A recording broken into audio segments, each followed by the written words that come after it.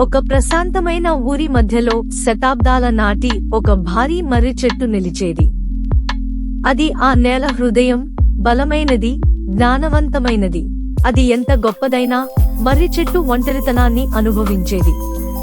పక్షులు వచ్చిపోయేవి, కాని ఎవరూ నిలిచి ఉండేవారు కాదు. ఒక ఉదయం ప్రకాశవంతమైన పసుపు రంగు చిన్న పెట్టె మెరిసే నల్ల కళ్లతో సురక్షితమైన గూడు కోసం వెతుకుతూ ఎగిరి వచ్చింది. పెట్టె చిరునవ్వుతో కూతపెట్టింది. ఓ గొప్ప మర్రి చెట్టు, నేను ఇక్కడ ఉండవచ్చా?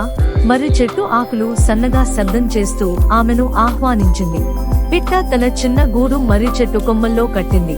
చిన్న కర్రలు, గడ్డి ప్రేమతో నింపింది. ప్రతి ఉదయం పిట్ట మధుర గానం చేసేది. మర్రి చెట్టు ఆకులు సంతోషంగా ఊగేవి. ఒక రాత్రి నల్ల మేఘాలు చేరాయి. గాలులు గర్జించాయి. ఆకాశంలో మెరుపులు విరిశాయి.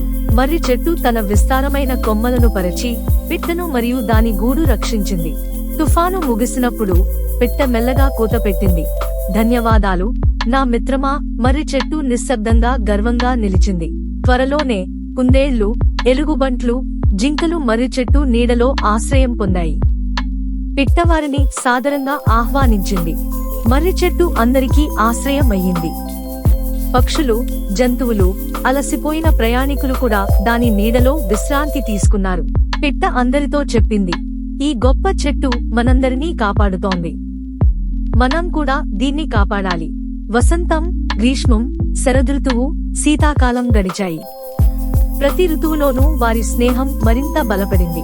పిట్ట గ్రహించింది, మర్రి చెట్టు కేవలం చెట్టే కాదు, అది ఒక రక్షకుడు, మిత్రుడు, శాశ్వత గృహం. అలా చిన్న పిట్ట మరియు భారీ మర్రి చెట్టు కథ తరతరాలుగా గాలిలో ఊదుకుపోతూ వినిపించే లెజెండ్ గా మారింది. ఈ స్టోరీ నచ్చితే లైక్ చేయండి, షేర్ చేయండి, సబ్స్క్రైబ్ చేయండి.